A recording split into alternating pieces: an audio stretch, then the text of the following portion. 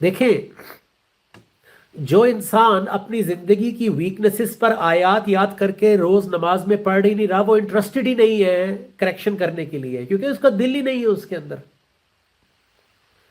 جب آپ نے کوئی چیز امپروو کرنی ہوتی ہے تو آپ اس کے لیے پریکٹس بھی تو کرتے ہیں، محنت بھی تو کرتے ہیں۔ باقی ہر چیز کی پریکٹس اور محنت ہو رہی ہے، جم بھی ڈیلی جا رہے ہو، اپنی جو بھی آپ کی سپورٹس ہے یا جو بھی آپ کا زندگی کی سٹڈیز ہے، ایجوکیشن ہے، کاروبار ہے، وہ آپ ریگولر کر رہے ہو کیونکہ آپ کو اس میں سے رزلٹ چاہیے، تو رزلٹ آ جائے گا اس میں سے ڈیفینیٹلی۔ تو اگر یہاں پہ رزلٹ چاہیے تو یہاں بھی تو کنسسٹنسی چاہیے۔ ہر چیز کی سرٹن پریکٹس اور ایگزیکیوشن ہوتی ہے نا، تو اللہ نے دین میں بھی ایک پریکٹس اور ایگزیکیوشن رکھی ہے کہ میسج سمجھ میں آ گیا ہے، اب کھڑے ہو کے روز اسپرچولی بھی اور فزیکلی بھی سٹینڈ لو، رکو کرو، سجدہ کرو۔ پھر اس کے بعد رزلٹ نہ آئے تو بتاؤ، اپنے کمفرٹ زون سے ہم نکلتے ہی نہیں ہیں، اور پھر ہم کہتے ہیں کہ یار ہم بدل کیوں نہیں رہے، ہماری توبہ کیوں نہیں قبول ہو رہی؟ Because we are not working toward it, ہم محنت ہی نہیں کر رہے اس کے اوپر، ٹائم ہی نہیں دے رہے اس کو، اسی لیے ہم بدلتے نہیں ہیں۔ جی 19 سورہ اس کی آیت نمبر 58 پڑھ رہے ہیں۔ کون کون نماز میں کہتا ہے صراط الذین انعمت علیہم؟ کبھی پوچھا اللہ سے کہ اللہ کون ہے یہ انعمت علیہ؟ Have you ever asked? Have you ever asked اللہ کہ اللہ who are these people انعمت علیہ؟ پوچھا کبھی؟ نہیں، میرا مطلب ہے کہ ہم جب کوئی چیز دیکھتے ہیں، اس کو جانتے ہیں تو مانگتے ہیں۔ کبھی آپ نے یہ دعا کی کہ مجھے ٹمبکٹو گاڑی مل جائے؟ یار آپ کو پتہ ہی نہیں ٹمبکٹو گاڑی کوئی ہے بھی، ٹھیک ہے، رینج روور سمجھ میں آتی ہے، تو آپ روز کہہ رہے ہیں صراط الذین انعمت علیہم، کیوں بھائی؟ جانتے ہیں ان کو، کیا رستہ تھا ان کا؟ Why are you asking for their lifestyle? آپ کیوں ان کا رستہ مانگ رہے ہو بھائی؟ اس کا مطلب ہے آپ کو کنفرم ہو گیا ہے کہ یہی مانگتا ہے، یہی چاہیے۔ اب پڑھیے 58 کہ کیوں ہم یہ رستہ مانگ رہے ہیں، پہلے جان تو لیں۔ سورہ فاتحہ پڑھ پہلے لی، جانا نہیں اس کو، پہلے جاننا تھا، پھر کھڑے ہو کے کہنا تھا یا اللہ سب تمام تعریف آپ کی ہے، کیونکہ مجھے سمجھ میں آ گئی ہے کہ میری تعریف نہیں ہے۔ بس یہ ظلم ہو گیا ہمارے ساتھ، لیکن اٹس نیور ٹو لیٹ۔ ہمارے بچوں کو پہلے پتہ لگ جائے گا کہ تعریف کیوں ہے۔ اوکے جی، اولئک الذین انعم اللہ علیہم، یہی تو وہ لوگ ہیں جن پر اللہ نے انعام کیا ہے۔ انعم کے آگے تے لگا دے تو کیا ہو گیا؟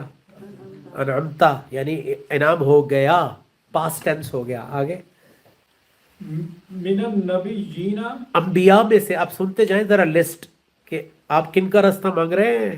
اللہ اکبر، انبیاء کا رستہ چاہیے مجھے۔ آگے من ذریات آدم، من ذریتی آدم، آدم علیہ السلام کی آف سپرنگ، مجھے وہ والا رستہ چاہیے۔ اور وممن حملنا مع نوح، جنہیں نوح علیہ السلام کے ساتھ پوری کائنات میں سے ایک بوٹ میں جو لوگ تھے، مجھے وہ والا رستہ چاہیے۔ ہوئے ہوئے ہوئے، آگے ومن ذریات ابراہیم، ابراہیم علیہ السلام، دین کے باپ، ان کی ذریت میں سارے انبیاء آ گئے، مجھے وہ رستہ چاہیے۔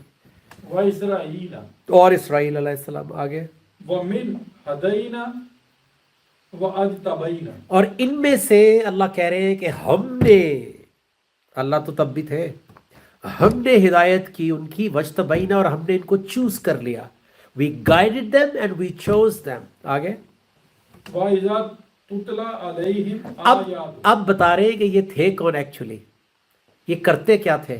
جب ان پر رحمان کی آیات تلاوت کی جاتی تھی تو جتنے بوٹ میں تھے نوح علیہ السلام کے ساتھ، جتنے آدم علیہ السلام کی ذریت میں نیک لوگ آئے جن کو ہدایت ملی، جو ابراہیم علیہ السلام کی ذریت میں تھے، اسرائیل علیہ السلام کی، اب تمام انبیاء کی، ان سب کے بیچ میں ایک چیز کامن تھی، ان پر کس کی آیات تلاوت کی جاتی تھی؟ آیات الرحمن، الرحمن کو سب جانتے تھے وہ، الرحمن علم القرآن، تو سب کے اوپر رحمان کی آیات تلاوت کی جاتی تھی۔ تو جب وہ آیات سنتے تھے تو کیا ہوتا تھا ان کی زندگی میں؟ خروا سجدا وبکیا، سجدے میں گر کے روتے تھے۔ یہ رستہ مانگ رہے ہیں آپ؟ کیوں روتے تھے وہ؟ Why were they crying in sajda? وہ جو ہم نے And why are we not crying in sajda? Why do you think? Very basic layman. ان کو آیات سمجھ میں آ رہی تھی، تدبر 47 کی کیونکہ ان کے پاس وہی کان تھے جو ہمارے پاس ہے. اللہ نے ان کو وہی سماعت دی تھی جو ہمیں دی ہے. وہ رو رہے ہیں، ہم نہیں رو رہے، تو پھر فرق کیا ہوا؟ سمجھ نہیں آئی ہمیں، ان کو سمجھ میں آ رہی تھی.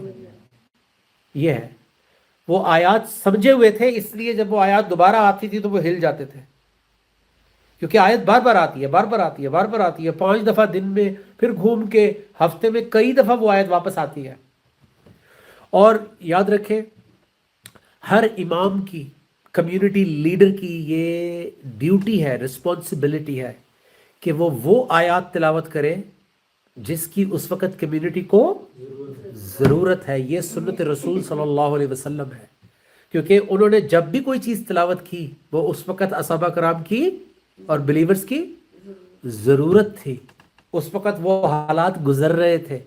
آپ خود سوچیں نا، مکہ میں مدینہ کے ٹائم والی آیات پڑھی جائیں گی؟ نہیں، وہ تو آئی نہیں. تو جو حالات ہوتے ہیں یہ سنت بن گئی نا. رتلناہ ترتیلا کا مطلب کیا ہے؟ موقع کی مناسبت سے گریجولی ایک بچہ اسکول میں ہے اور پھر وہ کالج میں گیا، تو کیا اس کی صلاۃ ایک ہی ہوگی؟ ایجوکیشن ایک ہے اس کی، اسکول کی، کالج کی، تو صلاۃ ایک کیسے ہو سکتی ہے؟ وہ بڑا ہو گیا ہے، اس کے نفسیات ذرا کچھ اور ہو گئی ہے، اس کو کچھ اور آیتیں چاہیے. اب وہ یونیورسٹی میں پہنچ گیا، اب اس کی شادی ہو گئی ہے، تو وہی صلاۃ رہے گی اس کی، یا صلاۃ میں بیوی والی، ہسبینڈ والی آیات ایڈ ہو جانی چاہیے؟ یہ والی صلاۃ ہم جانتے ہی نہیں ہے نا. ہم کہہ رہے ہیں صلاۃ کا مطلب ہے وہ جو میں نے 6 سال کی عمر میں سیکھی تھی، اور باقی زندگی میں، یعنی یونیورسٹی کالج کا اتنا حق ہے دنیا کا کہ ہم آگے سے آگے بڑھ رہے ہیں. اللہ کا اتنا حق ہی نہیں ہے کہ ہم اس کو اور جان کے آیتیں یاد کریں، اس کے انسٹرکشنز لیں، ذمہ داریاں لیں، اور پھر اس سے سب کچھ چاہیے، دنیا اور آخرت بھی چاہیے، جنت بھی چاہیے، اور اس کی بات کے لیے نہ ٹائم ہے، نہ اتنا مجھے وہ کیپیبلٹی ہے کہ میں بیٹھ کے قرآن کھول کے سمجھوں کہ آج مجھے کون کون سی آیات کی ضرورت ہے.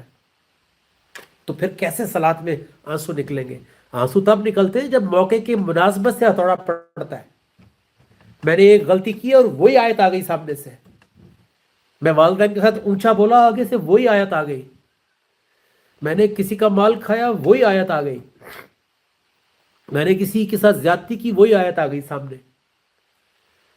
تو پھر اس لیے کمیونٹی لیڈر کو ہمیشہ پتا ہوتا ہے، جو اللہ کا لیڈر، بنایا ہوا لیڈر ہوتا ہے، جو اللہ کا امتحان پاس کر کے ایک کیلیبر تک پہنچتا ہے، تو اس کو پتا ہوتا ہے کہ معاشرے میں کمیونٹی کو کیا چاہیے. اس وقت ہماری قوم اس وقت کن پرابلم سے گزر رہی ہے، ہماری یوتھ اس وقت کس آئیڈینٹی کرائسس سے گزر رہی ہے، اس کو کیا ایشوز ہیں، ان کو کن چیلنجز کا سامنا ہے. پیئر پریشر ہے، سوسائٹل پریشر ہے، سوشل میڈیا کا پریشر ہے، اور وہ خود کبھی اس کو پتہ ہی نہیں سوشل میڈیا کیا ہے. فار ایگزامپل، اگر مجھے پتہ ہی نہیں ہے ایز اے کمیونٹی لیڈر کہ دنیا میں کیا چل رہا ہے، ویسٹ میں کیا ہو رہا ہے، اس میں کیا ہو رہا ہے، پالیٹکس میں کیا ہو رہا ہے، ورلڈ پالیٹکس میں کیا ہو رہا ہے، کیا دنیا کا نیریٹو کیا ہے، تو میں کیسے گائیڈ کروں گا؟ مجھے بتائیں.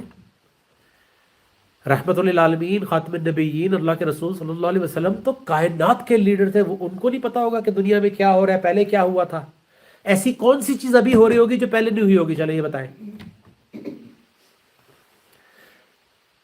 ایسی کون سی چیز ابھی ہو رہی ہے جو پچھلی قوموں نے وہاں سے نہیں گزری ہوگی؟ صرف ویز چینج ہو گئے ہوں گے، صرف ٹیکنالوجی چینج ہو گئی ہے. انسان وہی ہے، وہی ڈیزائر کی لڑائی ہے، وہی پاور کی لڑائی ہے، وہی پیسے کی لڑائی ہے، وہی لینڈ کی لڑائی ہے، وہی عورت، بچے، بیوی، ہسبینڈ، گھر بار، وہی کچھ ہے سارا، پاور. اینڈ پروفٹ صلی اللہ علیہ وسلم کو اللہ نے پہلے ہی سارا قرآن کے ذریعے تمام قوموں کی اپس اینڈ ڈاؤنز بتا دیے تھے. تو جو بھی ان کے سامنے آتا تھا ان کو پہلے سے پتا ہوتا تھا کہ یہ جو بول رہا ہے اس کا مرض کہاں پہ لکھا ہوا ہے، کیونکہ ان کو تو وہی ہو کے دیا جا رہا تھا ہر چیز. تو وہی قرآن ہمارے پاس بھی ہے. تو اس میں سے کیا میں اپنی زندگی کے حالات نہیں لے سکتا، نہیں سیکھ سکتا؟